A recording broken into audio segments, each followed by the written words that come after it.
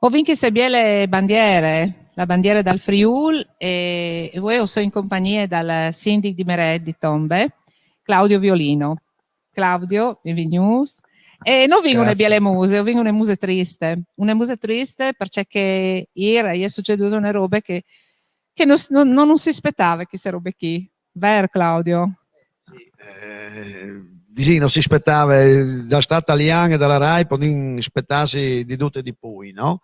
Ma il lavoro che era stato fatto di rinnovare la convenzione con la RAI è stato un lavoro preparatorio a modo importante e le promesse che non sono state svenute fatte al popolo furlan di una presenza sostanziale dai programmi della RAI di fatto vengono disattendute e si rinnovisce, si rimanda il rinnovo di queste convenzioni di altri temps, che chi è il metodo che ha avuto sempre in Stato italiano tal drammaticamente non fanno ve c'è che non spette, no? Le minoranze devono essere tutelate dalla Costituzione, così scrive la Costituzione, i varesi di ve attraverso la legge 422 dal 99 una presenza das emittenti di Stato e sono sempre poi stralenks, no? Si dice per furlan, sono sempre poi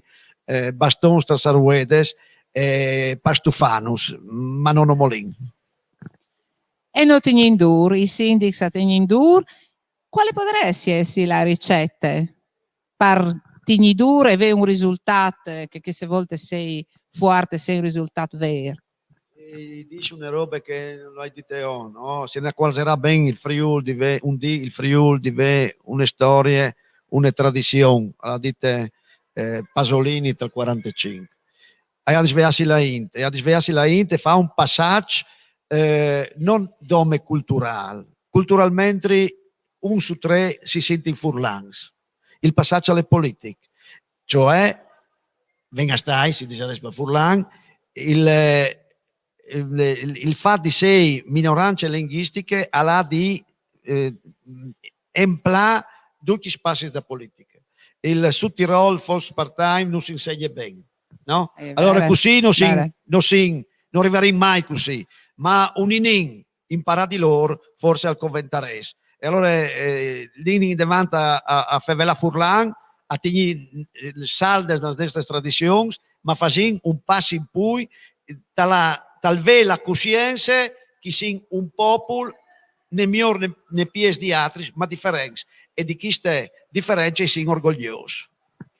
Grazie a Claudio Violino e noi diciamo che l'ACLIF non si ferma e continuerà da queste battaglie per arrivare ai risultati che è giusto. Grazie Claudio Violino, sindaco di Meret di Tombe. Grazie a Watris. Grazie.